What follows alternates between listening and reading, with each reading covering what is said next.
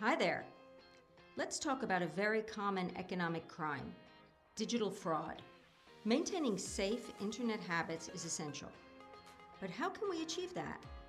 With so many different terms for various types of fraud, it can quickly become confusing and difficult to remember. No problem. There are just key terms to help you recognize common threats. Let's keep it simple, practical, and clear. In the crime of fraud, there are two main actors, the offender and the victim. There are four important steps that describe digital fraud: offer, urgency, control, and payment. This combination of words is a red flag. Don't let your guard down. Offer, often used to lure victims with something attractive. An example, prizes, discounts, or rewards. But can also include alarming messages such as fake invoices, system errors, or warnings about bank account breaches, all completely false. Urgency. Scammers pressure victims to act quickly, giving them no time to think critically or verify the situation. Control. Fraudsters aim to manipulate or dominate the interaction, often demanding secrecy or isolating the victim from others. Payment. This is the end goal, to steal money, personal information, or digital assets. So what should you do? Don't hesitate to hang up the phone. Ignore the number, whether through calls, messages, or repeated contact attempts, and avoid responding until you've independently verified the issue. Remember, criminals frequently use emotional manipulation, exploiting feelings such as fear, urgency, or empathy to influence victims' behavior and obtain sensitive information or illicit benefits. And today, I will help you identify and prevent digital fraud. So how do they do that? Well, through all possible means by which they can profit. Phone calls, text messages, Wi-Fi networks, emails, mobile apps, social media. Too many places, right? So let's begin by exploring the methods used by fraudsters. Oh, wait a minute. I've got a call. Just give me a second. I'll be right back. That's strange. I'm not expecting any calls. Dear, your CV has been selected. Please contact me on WhatsApp. I'm not going to follow their instructions. Block immediately. No reputable company asks for alternative methods when they already have my number. What other suspicious signs might be a scam call from a fraudster show? Well, it could come from an apparently credible entity, but it always accompanied by a sense of urgency to resolve an alleged problem, or by an offer that's too good to refuse. It might be a call received through one of those communication platforms, coming from an unknown number or from an international origin, or those short duration calls from unknown numbers that I never managed to answer in time. In fact, they're often used to prompt the recipient to call back. Actually, similar situations happen with messages instead of calls. If the sender's number does not match the one usually used by the organization or isn't listed in the company's official contacts, be extra cautious. Carefully check for spelling or punctuation errors. Do not open any links included in the message, and do not reply to the sender. Contact the organization directly through official channels to clarify the situation. In unsolicited contact with strong persuasive intent, the person on the other end might try to manipulate the victim into transferring goods or money. Do not respond to these messages. I can also add that it's important never to automatically assume the person on the other end is legitimate, no matter the situation. Even if it's your bank calling from an unknown number, asking you to quickly resolve an issue. They might have found some of your personal information on social media. What is this?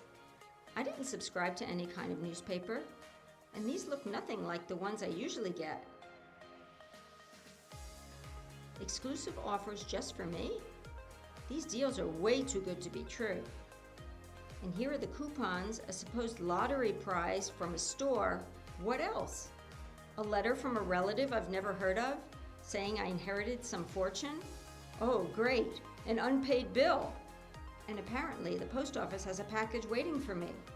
But I don't remember ordering anything. Oh my, this month's going to be expensive. And what's this link supposed to be? Never open attachments from unknown email senders.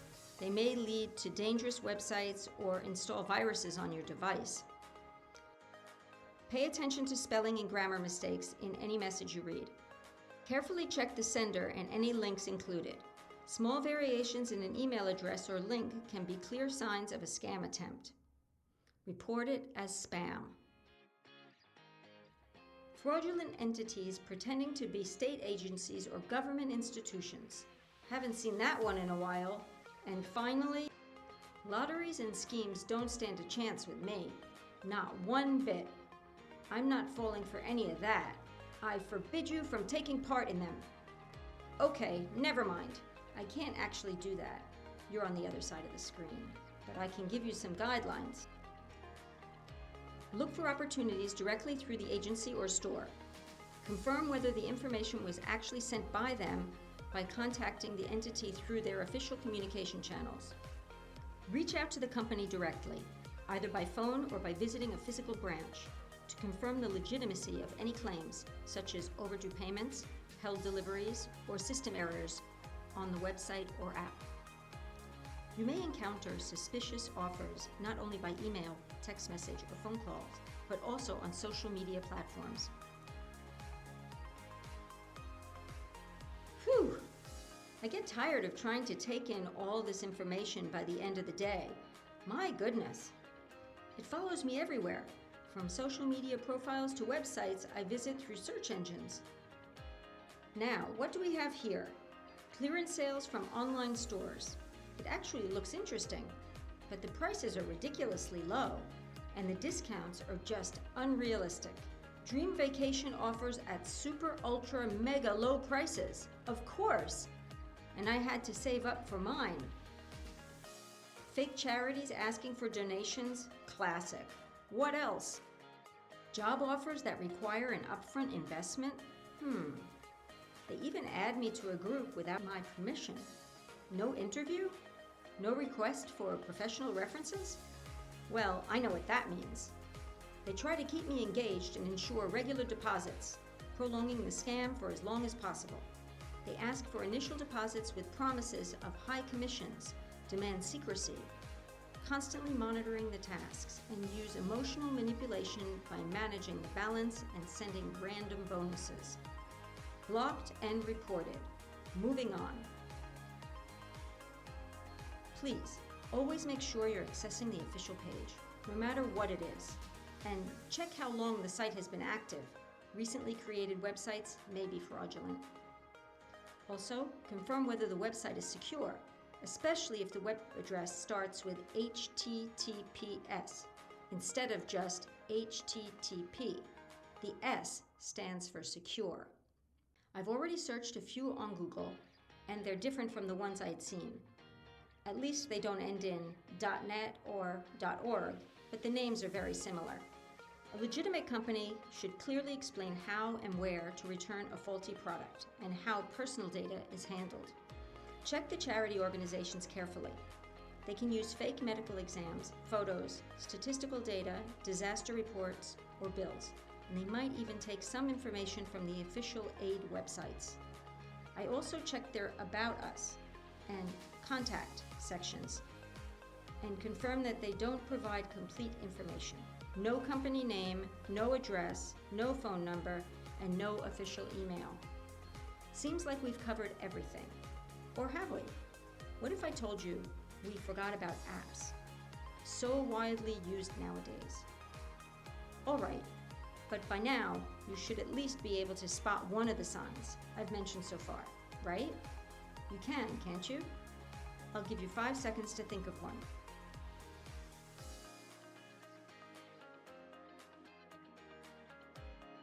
Done thinking?